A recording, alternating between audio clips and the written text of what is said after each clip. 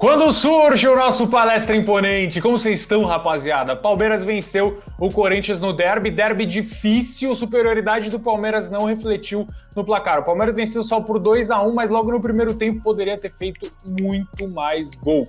Eu tava lá no Allianz Parque, na zona de imprensa, acompanhando o que foi aquele primeiro tempo, que foi um verdadeiro baile. O Palmeiras podia ter feito 3, 4 gols, mas aí no segundo tempo baixou um pouco a intensidade. Pontos positivos é que o Palmeiras não precisou ser o time da virada, o time do amor, mas o Palmeiras teve que ligar depois do gol contra, tem que ser dito, tá, Roger Guedes? O gol contra do Piquerez, uma falha, assim, bizonha até, dá para dizer. Muita gente falou que o Everton poderia ter agarrado aquela bola, eu vi muitas pessoas falando isso, inclusive o Capita falou isso, mas eu não sei, eu acho que ninguém estava esperando, a verdade é essa. Da onde eu tava, o gol do Corinthians é um absurdo, assim, porque foi um dos piores escanteios que eu já vi na minha vida. Ele cobra curto, baixo, e aí o Piquerez acaba desviando na bola. Um golaço. Eu tenho a teoria de que todo gol contra é golaço, eu acho que se comprova por isso também. Um golaço contra do Piquerez.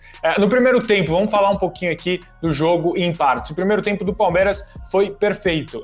Quando o Corinthians tentava sair com a bola, o Palmeiras encaixava muito bem a marcação, fazia uma marcação individual quando o Corinthians tentava sair com a bola lá atrás. O Corinthians passou da primeira pressão, o Palmeiras conseguia recompor defensivamente muito rápido, e foi por isso que o Palmeiras praticamente não sofreu no primeiro tempo contra o Corinthians. As descidas do Palmeiras sempre muito rápidas, né? A gente consegue ver justamente pelo segundo gol. O segundo gol do Palmeiras é uma descida muito rápida, um contra-ataque, uma aula, né? A marca desse Palmeiras do Abel Ferreira, desde o começo do trabalho dele pelo Palmeiras, é uma marca dele, esses contra-ataques muito rápidos, e acaba com a finalização do Veiga. A gente já vai falar sobre ele, inclusive produziu um texto para o nosso palestra, vocês podem olhar lá no nossopalestra.com.br, sobre Rafael Veiga, o matador de Gavião. Mas eu já vou falar sobre isso. Antes eu queria falar um pouquinho sobre o primeiro gol do Palmeiras. O primeiro gol do Palmeiras é uma cena repetida, né? Algo que a gente já viu várias e várias vezes o Palmeiras fazer justamente contra o Corinthians. No 3-0, se eu não me engano, na Arena Barueri no ano passado, o Palmeiras venceu por 3-0 e fez 2 gols no escanteio, a bola no primeiro pau. Continua sendo uma arma do Abel Ferreira esse escanteio no primeiro pau, e mais do que isso, jogadas ensaiadas. Se vocês forem reparar exatamente no gol, a movimentação dos jogadores, principalmente do Gustavo Gomes, que consegue puxar os marcadores, abre espaço para o Murilo poder aparecer sozinho de cabeça e cabecear para o fundo do gol. O Rafael Veiga, matador de Gavião, que eu estava falando, né? Vocês já devem ter visto por aí as estatísticas, mas ele participou de 10 gols em derbys, com 5 gols, 5 gols e 5 assistências. Em 10 jogos, os últimos 8 derbys, ele não perdeu nenhum. Rafael Veiga ontem foi mais uma vez muito importante. Era importante que ele tivesse um bom jogo, justamente pelo fato de que ele acabou de voltar de lesão, voltou recentemente de lesão, mas a gente já viu que mesmo se lesionando, como aconteceu no ano passado no jogo contra o Atlético Paranaense, Rafael Veiga volta e entrega. O time é absolutamente outro quando ele está em campo. Ele ganhou a maioria dos duelos também que ele fez, pelo chão, pelo alto. Ele foi muito bem nesse quesito. Por quê? Porque ele volta para ajudar também no sistema defensivo e não fica esperando a bola chegar até ele. Não, ele vai buscar a bola, se a bola estiver com o adversário, ele vai lá dar uma pegada no adversário, e isso foi muito importante. Rafael Veiga é um cara que dá uma outra dinâmica pro time do Palmeiras. No segundo tempo, eu senti que a torcida baixou. Eu tava ao lado do Rodrigo Fragoso, e aí eu perguntei pra ele, você viu que a torcida deu uma baixada? Ele falou, claro, o time abaixou. E de fato, eu não acho que foi a torcida que contaminou o time, e sim o time que contaminou, entre aspas, a torcida. No primeiro tempo tava uma loucura, né? O time do Palmeiras jogando aquela bola toda que eu já falei pra vocês, a bancada tremendo. Eu tenho muito isso, né? Quando eu tô lá na bancada de imprensa, eu vejo a bancada tremendo, eu falo, vixe, hoje vai ser difícil ganhar no Palmeiras. E ontem tava tremendo no primeiro tempo. No segundo tempo, o time deu uma baixada de intensidade absurda. Tirou o pé, não tirou o pé? Eu quero saber a sua opinião. Comenta aqui embaixo. Pra mim, sim, o Palmeiras tirou um pouco o pé, porque o primeiro tempo foi tão controlado, tão tranquilo pro Palmeiras, que ele resolveu, cara, viu que não ia sofrer. O Duqueiroz na lateral direito do Corinthians, por exemplo, não mostrava, não dava... eu brinquei até quando eu tava no elevador, descendo o elevador, falei que o Duqueiroz não joga na lateral direita do meu prédio. O Corinthians tinha muitos pontos fracos no jogo de ontem. O Danilo escalou um time que eu confesso que eu não entendi. Duqueiroz na lateral direita, Romero de titular, enfim, vários caras que, no meu entendimento, eu entendo que o Fagner estava sendo poupado por conta da sequência de jogos, etc. Mas, no meu entendimento, a escalação foi completamente errada. O Corinthians jogou com 10 jogadores no primeiro tempo, com o Romero, por exemplo, jogando de titular. Romero não fez nenhum bom jogo até agora pelo Corinthians, pelo menos não que eu me lembre.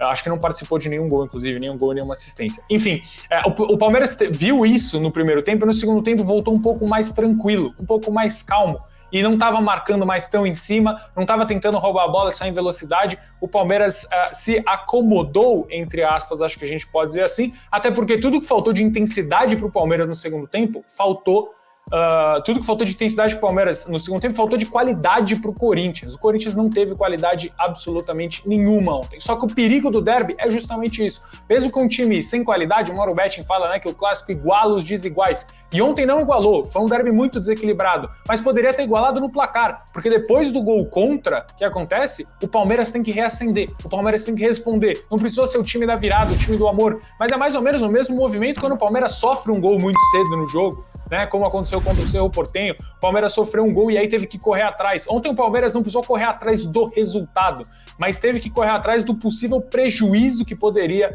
acontecer caso o Corinthians chegue ao segundo gol, e aí sim seria a maior crueldade do futebol, não a maior da história, mas uma grande de uma crueldade do futebol, porque o Palmeiras jogou muito mais e controlou muito mais o Corinthians. E depois disso, depois que sofreu o gol, ainda criou algumas boas oportunidades para poder tomar, né, abrir ainda mais a vantagem no placar. Tem, obviamente, o lance do Rafael Navarro, e eu já vou falar sobre isso também, mas tem também o lance do Rafael Navarro que bate na trave, no travessão, se eu não me engano, e o lance do Rafael Navarro no 1 contra 1. Para mim, beleza, o lance que ele cabeceia, a bola bate na travessão, ok, tudo normal. Agora, eu não acho que o Rafael Navarro, vocês sabem aqui as diferenças que eu tenho com o Rafael Navarro, o jogador Rafael Navarro, pelo amor de Deus, não a pessoa. O jogador Rafael Navarro, ele perde aquele gol, né, que a bola acaba batendo no travessão, ok, eu entendo, mas para mim, no segundo momento, no 1 contra 1, ele teria que pelo menos ter finalizado contra a meta do Cássio, porque era um 1 contra 1, era um lance que o zagueiro adversário estava correndo na subida, o Rafael Navarro estava de frente para ele, e ele ia acabar perdendo a bola num gesto até meio esquisito, eu diria, um gesto bem esquisito do Rafael Navarro naquele momento. E eu não acho que o Rafael Navarro tem que ser a primeira opção em um derby. Não consigo enxergar o Rafael Navarro como a primeira opção para mudar o jogo. Eu acho que o Endrick, por exemplo, é um jogador que muda muito mais o jogo do que o Rafael Navarro. Rafael Navarro, obviamente, vive uma boa fase, o Abel está nesse processo de recuperação, assim como ele fez com o Flaco Lopes. Mas eu acho que o Endrick ontem poderia causar mais problemas à zaga do Corinthians, porque ele incomoda, ele bate, ele tromba com o zagueiro, e eu acho, claro, né, agora a gente sempre fala, né, quem tá no banco é sempre o melhor, mas eu acho que naquela situação de 1 contra 1, o Endrick traria mais perigo pro zagueiro do Corinthians. Um lance que me chamou a atenção, além desses dois, agora pro lado do Corinthians, o Paulinho dentro da grande área, quase livre, né, acabou batendo por cima, o que poderia ser o que eu tava chamando de uma crueldade com o jogo que fez o Palmeiras.